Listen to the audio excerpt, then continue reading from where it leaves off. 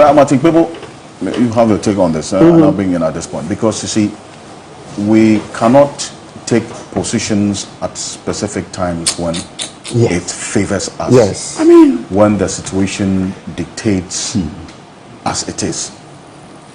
These instances, and I'm sure we've spent some time on this matter, so I really don't want us to digress, but I want us to put the situation to bed. Yes. That this appointment that was made Roundly condemned. was roundly condemned, not by political parties, but by civil society organizations and notable individuals. In fact, 2 days ago, we did say for coming. No, 2 days ago, I had a conversation with a former Supreme Court judge, Justice William Atuguba, who raised fundamental questions about this same appointment.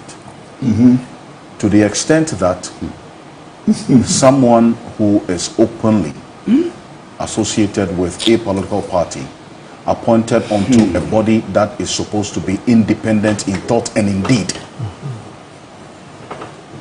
shouldn't raise any questions for any person who is interested in the democracy and the development of our country. It should. It is something that we should, shout to the highest heavens against. It is something we should shout to the highest heavens against. All right? Because, look, when you look at Apiahini's credentials, let me go through, then you see. He was member of the 2022 Bono Regional Election Committee. 2 of the NPP. Thank you very much. Then 2, he was Bono Regional IT Director for Election 2020. Election 2020 Regional IT Director. 3, he was Bono Regional D-Day Coordinator for Election 2020 of the NPP. 4, he was member of the National Research and Data Analysis Team for Election 2020 of the NPP. 5, he was Regional Coalition Officer representing NPP at the Bono EC office for others representing the NPP. 6, Regional Coalition Officer for NPP Internal Coalition for Election 2020. 7, he was member of the Bono Regional Communication Team of the NPP. 8, he was member of Let My Vote Count Alliance, Evans Kweku.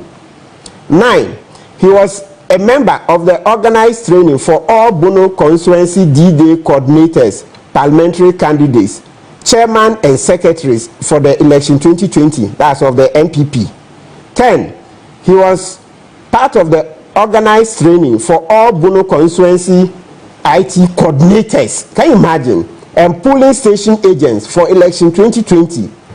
Then 11, he was founding member of the University of Energy and Natural Resources, TESCON, the NPP. How could he have been TESCON founding member? I was a founding member of TESCON. His name is not Bono, not University of Ghana. We had not University of Ghana. The new University of Energy and Natural Resources. You don't know. The university was there as part of University of Science and Technology. But yes, and we had university. That one you don't know anything. No, I do, because it was part of the University of Science and Technology, and they were located. Now the distinction is not is the most important. Now the evidence is so now let's go to Article 284. Mr. Kansi, I'm still on the floor. I'm still on the floor. So let's go to Article 284. I'm still on the floor. So 284 says we should avoid conflict of interest. And you heard what Mr. Kansi say. Conflict of interest can be real, apparent, or perceived. And look at it in the Constitution. You think it says, yes, that's the Caesar's wife's test. It's called, those who do literature. You know Caesar's wife. She was rumored, yes, exactly, to have slept with his friend Mark Antony. So Caesar said, no, please, madam, go. Caesar divorced his wife because she didn't live above reproach. So it's called Caesar's wife's suspicion. Test. Suspicion. Don't put yourself in that position. And the law is that suspicions will not generate into evidence. No, but when it comes to conflict of interest, as soon as you create a suspicion, you are out of the door. Let's go to Article 284. Article 284 says, a public officer shall not put himself in a position where his personal interest conflicts or have you seen any is conflict? likely No. to conflict with the performance of the functions of his office, or is likely. So please, conflict of interest, we don't always need it to be real. As soon as it is likely, there you stop. So this profile of Dr. Ahini that I've read, look at all these positions in the NPP. Kodeo represents all of us. Kodeo represents all of us as citizens, right? When it comes to electoral matters, they are the number one CSO on the electoral matters. And Kodeo has come out to say, Ekufuado revoke the appointment of Dr. Peter Piahini and then the Salima Mohammed. That's her name, right? The other lady, her mom. The Maslok CEO sister, the red sister. Yeah, yes. Look, Salima, that revoked these appointments, and you are saying what? What are you saying, Apia Kubi?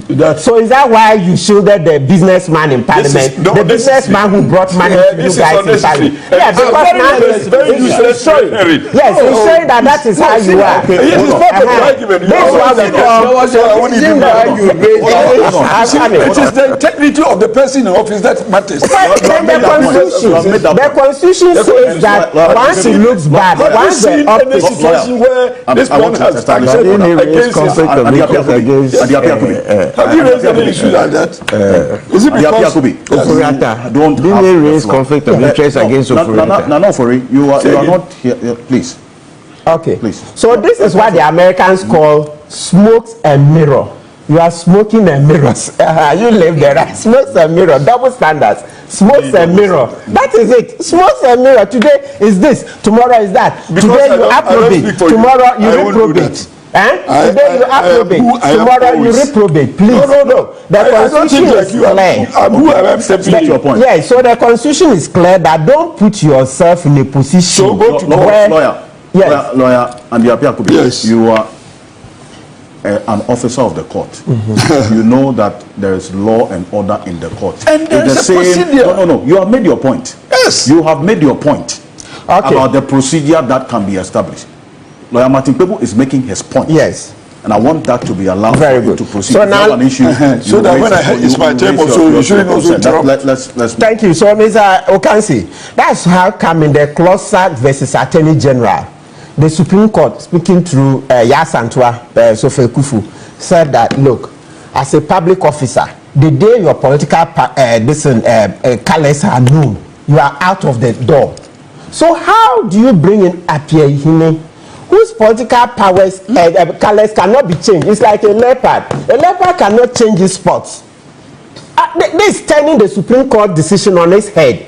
Supreme Court says, listen, and remember, we've made an improvement. You are talking about Farijan. Now let's go this way. First, there was an earlier Supreme Court decision, Menu, the Chief Director at the Ministry of... that's NPP, NDC. Yes, NPP versus NDC.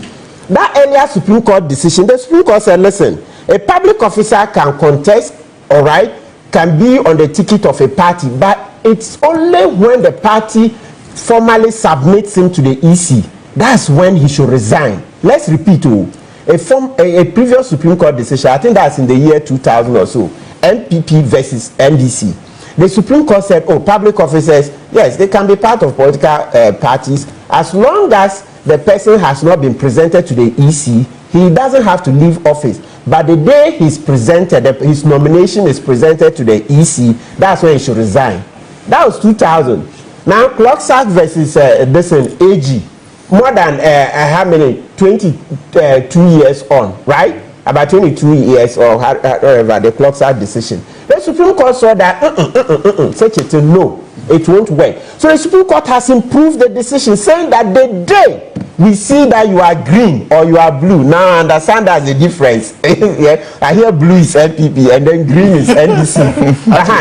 Yes, okay, good. I didn't know. Look, I went somewhere and somebody asked me. So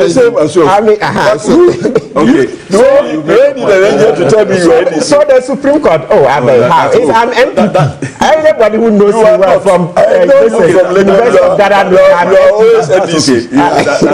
on the on there. So the Supreme Court said, no. Now, the moment your colors are known in the civil service, please, you are out of the door.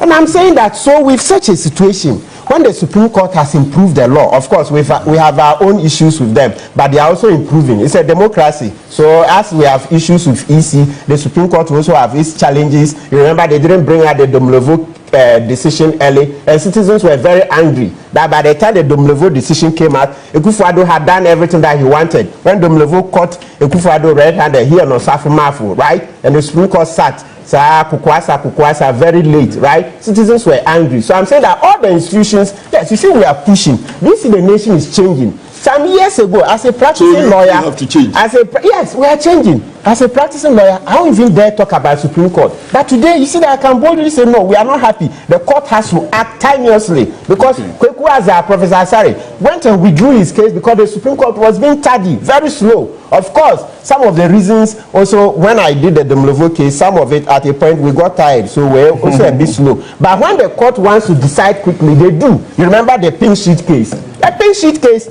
the issues were drawn up on the same day. The Supreme Court gave their own office, so that Kofi Bentil, Akutampo and Co. should enter there and draw up the issues. And they came out, did the decision expeditiously. So when the Supreme Court wants to act fast, it does. And when it wants to be slow, it does. And today, as citizens, we are bold to tell them that we don't like those things. When a case is an emergency, even if it's vacation, sit and decide it, right? Right. Yes, so that tells you our democracy is moving forward. So today, it lies ill in your mouth if you come and tell me that 30 years ago, Aferijan was perceived as NDC and he was let through. So 34 years now? 32, 33 years on, we should continue that. So one step forward and then 4 steps back. Okay. Former smoking mirrors. Okay, Smoking thank you. mirrors.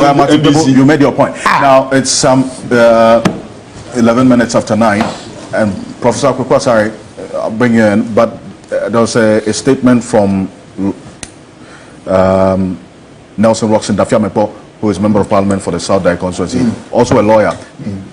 He is actually in court. They can't even get him to serve. He is in the Supreme Court against Dr. Peter Piahene's appointment onto the and he doesn't know what to do as a commissioner. No, he knows what to do. So that is that point that you make about the due process being employed. You're complaining. The other MP, thank you. the MP Tolong, the guy, the one who was accused of stealing. They can't find him. Then this If one you can't also find him as says, a lawyer, you don't know what to do. Don't worry. Gentlemen, Don't worry. hold on. Relax, seniors. Relax. This one also says the electoral commission